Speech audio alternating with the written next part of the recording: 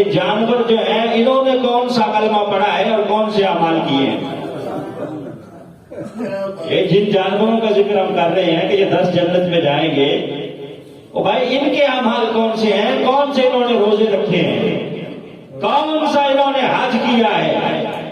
کون سا انہوں نے صدقات و خیرات کیے ہیں؟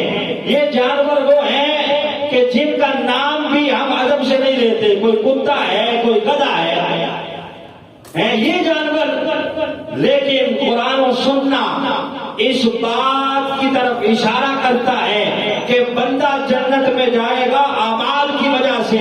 یہ جو جانور جنت میں جا رہے ہیں اعمال کی وجہ سے نہیں، بلکہ اللہ والوں کی نسبت کی وجہ سے جنت میں جائے گا۔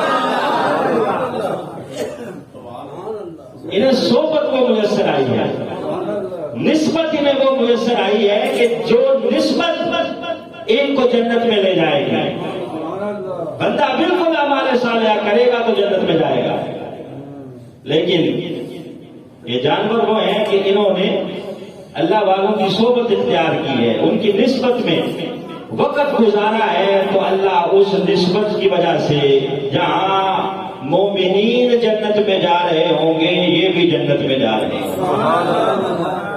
تو چھٹے نمبر پر ہے نملۃ سلیمان۔ حضرت سلیمان کا لشکر ابھی 3 میل کی مسافت پر ہے، 3 میل کی دوری پر ہے، اور یہاں چونٹی اپنی اپنی ہم جولیوں کو کہہ رہی ہے کہ جلدی کرو جلدی کرو، بلوں میں گھس جاؤ، اپنے گھروں میں داخل ہو جاؤ، ایسا نہ ہو کہ سلیمان کا لشکر آئے اور آ کے تمہیں رونتا ہوا چلا جائے۔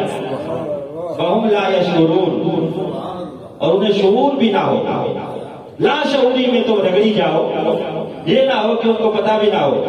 یعنی چونٹی بھی جانتی ہے کہ اللہ کا نبی اور اس کے ساتھی جان بوجھ کر کسی کے اوپر ظلم نہیں کرتے، یہ نہ ہو کہ ان کو پتہ ہی نہ چلے۔ لا یشعرون، لاشعوری میں کہیں وہ تمہارے اوپر پاؤں رکھتے ہوئے تمہیں رونتے نہ چلے جائیں۔ ادھر یہ گفتگو کر رہی ہے 3 میل کی مسافت کر فتبسم ضاحکا من قولها۔ حضرت سلیمان اس چونٹی کی گفتگو سن بھی رہے ہیں، سن کے مسکرا بھی رہے ہیں۔ فتبسم، اب مجھے بتائیں کہ چونٹی کا کون سا منہ ہوتا ہے، اس میں کون سے دانت ہوتے ہیں، کون سی زبان ہوتی ہے جس سے وہ آواز نکالے گا؟ کتنی آواز اس کی نکلتی ہوگی جو 3 میل کی مسافت میں حضرت سلیمان سن رہے ہیں۔ ریسرچ والوں نے کہا کہ اس کی کوئی زبان وغیرہ نہیں ہوتی، نہ ہی یہ منہ سے اس طرح بولتی ہے جس طرح ہم بولتے ہیں۔ اس کے منہ کے آگے 2 بریک سے بال لگے ہوئے ہوتے ہیں، ان بالوں کو یہ آپس میں یوں رگڑتی ہے تو وہ جو آواز پیدا ہوتی ہے وہ آواز یہ اپنی ہم جوڑیوں کو سنا رہی ہوتی ہے۔ وہ بریک بال رگڑنے سے جو آواز ہے یہی اس کی بولی ہے، اور یہ باریک بال رگڑنے سے جو آواز پیدا ہو رہی ہے وہ حضرت سلیمان 3 میل کی مسافت سے سن رہے ہیں۔ بولو سبحان اللہ۔ اور حضرت سلیمان کون ہے؟ جنہوں نے مسجد اقصی میں نبی پاک کے پیچھے کھڑے ہو کے نماز پڑھی ہے۔ جب مقتدی کی سماعت کا یہ عالم ہے تو امام کا عالم کیا ہوگا؟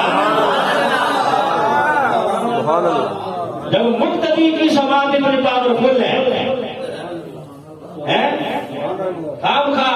لوگ جو ہے وہ مغالطے میں پڑ جاتے ہیں کہ سرکار یہاں سے نہیں سنتے، وہاں سے نہیں سنتے۔ ہم کہتے ہیں دور و نزدیک سے سننے والے وہ کان لالی کرامت پہ لاکھوں سلام۔ اور ہم کہتے ہیں ہم یہاں پر پڑھے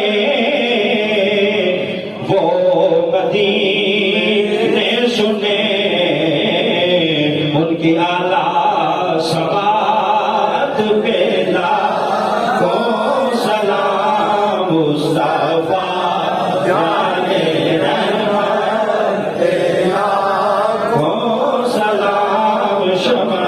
مصطفیٰ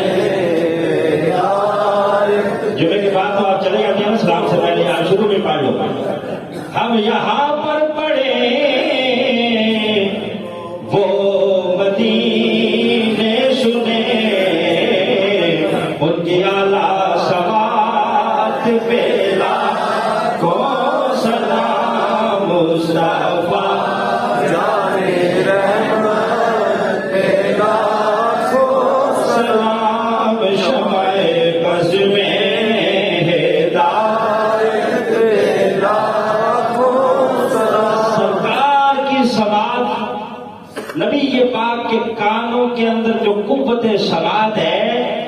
اس کے تو کیا کہنے، میرے آقا کے غلام حضرت فاروق اعظم رضی اللہ تعالی عنہ کی آواز جو آپ مدینے میں بول رہے ہیں، وہ حضرت ساریہ ایران کے اندر اس بات کو سماعت کر رہے ہیں۔ مقام نہاوت پر حضرت ساریہ لڑ رہے ہیں ایران کے اندر، پیٹھ جو ہے وہ پہاڑ کی طرف ہے اور منہ آگے کی طرف ہے۔ حضرت فاروق اعظم مدینے میں ہے، یہ مشہور واقعہ آپ نے سنا ہوگا۔ یہاں مدینے میں مسجد نبوی کے ممبر سے خطبہ دیتے ہوئے آپ نے کہا، یا ساریۃ الجبل، یا ساریۃ الجبل، سبحان اللہ، ساریہ پہاڑ کی طرف دیکھو، پیچھے سے لشکر تمہارے اوپر حملہ کرنے والا ہے۔ یا ساریۃ الجبل۔ وہاں کون سا موبائل موجود تھا، کون سا انٹرنیٹ کا کنیکشن موجود تھا کہ آپ وہاں مدینے سے بیٹھ کر ایران میں حضرت ساریہ کو آواز سنا رہے ہیں۔ جب جنگ ختم ہوتی ہے، حضرت ساریہ لشکر سمیت واپس آتے ہیں، پوچھا جاتا ہے کہ بتاؤ کس طرح فتح ہوئی؟ آپ بتاتے ہیں کہ جناب ہم تو ہارنے والے تھے، لشکر کافروں کا پیچھے سے حملہ کرنے والا تھا، اچانک جمعے کے دوران مجھے حضرت فاروق اعظم کی آواز آئی، یا ساریۃ الجبل، ساریہ ذرا پیچھے دیکھو، کافروں کا لشکر تمہارے اوپر حملہ کرنے والا ہے۔ ہم وہاں ایران میں حضرت فاروق اعظم کی آواز اس طرح سن رہے تھے جس طرح آپ ہماری پیٹھ کے پیچھے بول رہے ہیں۔ سبحان اللہ، کہا وہ آپ کا ہمیں متربع کرنا بچا گیا، اللہ نے ہمیں اس وجہ سے فتح عطا فرمائی۔ اور پھر نبی پاک صلی اللہ علیہ وسلم کی ذات کا عالم یہ ہے، سرکار بیٹھے ہیں مسجد نبوی میں، غلاموں کا جھرمٹ ہے، حضرت جبریل بھی بیٹھے ہیں۔ نبی پاک نے اچانک آسمان کی طرف دیکھا،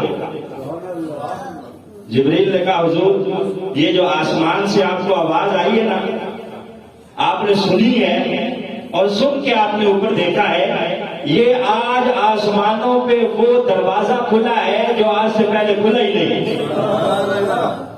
اس دروازے کے کھلنے سے جو ہلکی سی چین کی آواز آئی ہے وہ یہاں مسجد میں بیٹھ کے آپ نے سن لی ہے۔ اگر پہلے آسمان پہ کھلا ہے تو 500 سال کی مسافت ہے، اگر 7ویں پہ کھلا ہے تو 3500 سال کی مسافت ہے۔ سرکار جو مسجد نبوی میں بیٹھ کے آسمان پہ کھلنے والے دروازے کی آواز سن لیتے ہیں تو مجھے کہنے دو کہ یہاں مسجد محمدیہ سے مدینہ تو دور نہیں ہے۔ یہاں اگر غلام پڑھتے ہیں تو سرکار سماعت فرماتے ہیں۔ حضرت سلیمان 3 میل کی مسافت ہے، سن رہے ہیں۔ پھر جب لشکر پاس آیا، مفسرین نے لکھا ہے کہ آپ نے اس چونٹی کو اٹھا کے ہتھیلی پہ رکھا، ہتھیلی پہ رکھ کے کہا کیا کہہ رہی تھی کہ ہمیں پتہ نہیں چلے گا، لاشعوری میں ہم تمہیں رگڑ جائیں گے؟ کہا نہیں، اللہ کا نبی بے خبر نہیں ہوتا، وہ باخبر ہوتا ہے۔ کہا وہ باخبر ہوتا ہے۔ اس چونٹی سے آپ نے خطاب کیا، ہتھیلی پہ بٹھایا، اسے اللہ کے نبی کی صحبت نصیب ہوئی، صحبت میسر آئی۔ مفسرین نے لکھا ہے کہ یہ ذات کی چونٹی ہے، لیکن قیامت کے دن جب اللہ والے جنت میں جا رہے ہوں گے یہ بھی جنت میں جا رہی ہوگی۔ یہ ہے نملۃ سلیمان۔ آگے 7ویں نمبر پر حضرت سلیمان علیہ السلام کو اللہ نے جو لشکر عطا فرمائے، وَلِسُلَيْمَانَ الرِّيحَ، آپ کی ہوا کے اوپر بھی حکومت تھی، یہاں تک کہ آپ کی جانوروں کے اوپر، پرندوں کے اوپر، جنوں کے اوپر بھی آپ کی حکومت تھی۔ آپ کو اللہ نے جو لشکر دیا وہ جنات کا لشکر